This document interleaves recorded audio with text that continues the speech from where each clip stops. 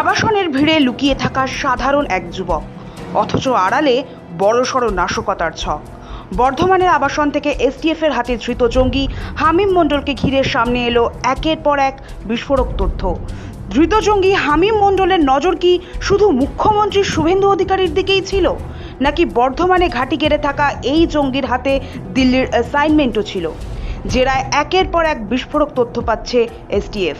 বর্ধমানের আবাসনে বাসিন্দাদের ভিড়ে মিশেছিল হামিম মণ্ডল।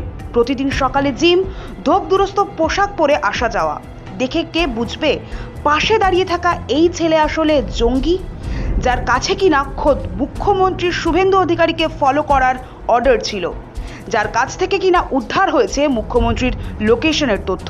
কিন্তু শুধু এ রাজ্যের মুখ্যমন্ত্রী নন, ধৃত জঙ্গি হামিমের নজরে কি একাধিক কেন্দ্রীয় মন্ত্রী ও দিল্লির নেতারাও?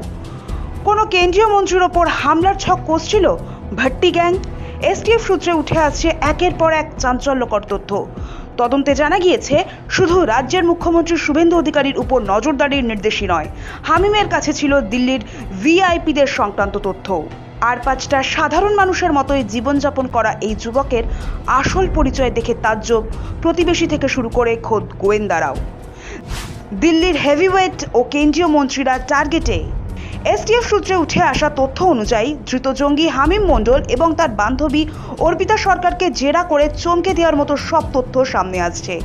গোয়েন্দাদের দাবি, হামিমের নজর শুধু রাজ্যের মুখ্যমন্ত্রীর উপরই সীমাবদ্ধ ছিল না, তার টার্গেট তালিকায় ছিলেন কেন্দ্রীয় সরকারের একাধিক মন্ত্রী ও দিল্লির শীর্ষ রাজনৈতিক নেতারাও। পাকিস্তান ভিত্তিক শাহজাদ ভাট্টি গ্যাংয়ের নির্দেশে এই সব রাজনৈতিক হেভিওয়েটদের উপর প্রাণঘাতী হামলার বড়সড় ছক কষা হচ্ছিল।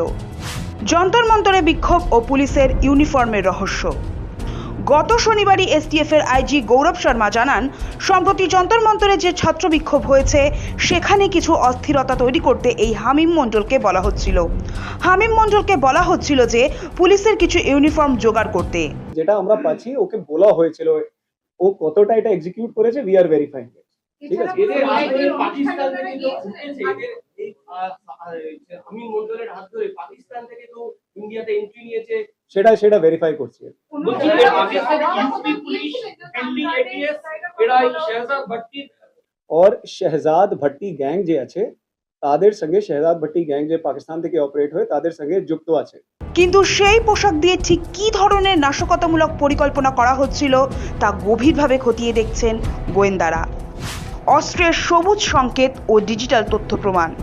তদন্তকারীদের দাবি, যন্তর মন্তরে অস্থিরতা তৈরি কিংবা ভিআইপিদের উপর হামলার জন্য প্রয়োজনীয় অস্ত্রের সংকেত পেয়ে গিয়েছিল এই নেটওয়ার্ক।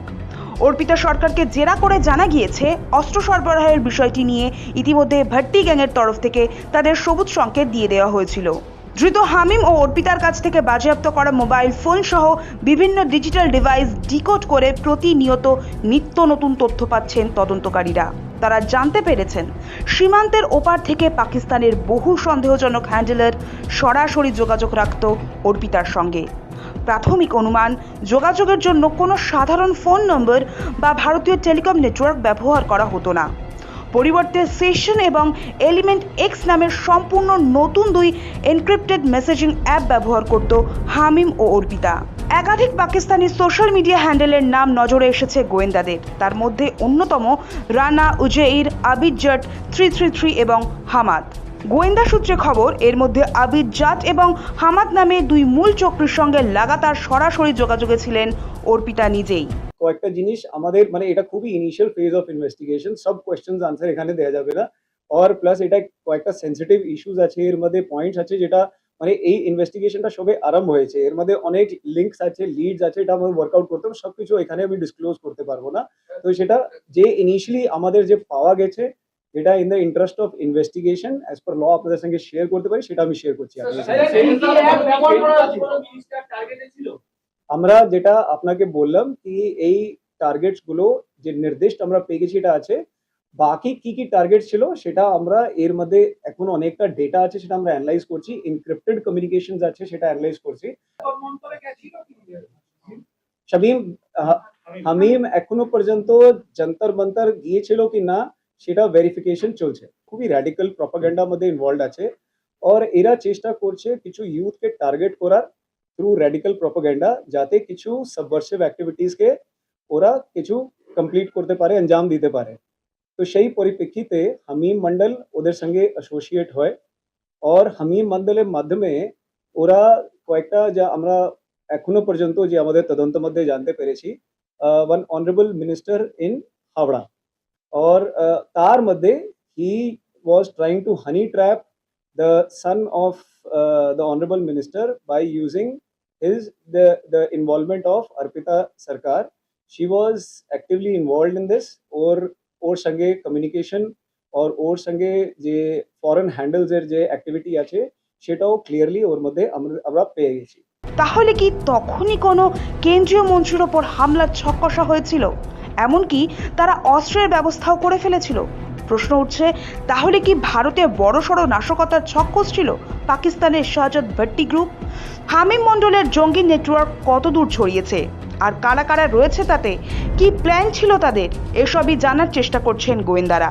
একটি আন্তর্জাতিক জঙ্গি গোষ্ঠী এদেশে ঠিক কতটা গভীরে নিজেদের জাল বিছিয়েছে এবং এই চক্রান্তে আর কারা জড়িত রয়েছে তা জানতে এখন জোর কদমে তল্লাশি চালাচ্ছেন এসটিএফ এর আধিকারিকরা। আমজাদ আলী শেখ, অর্পণ সিংহ ও সৌভিক সান্যালের রিপোর্ট, সময় কলকাতা।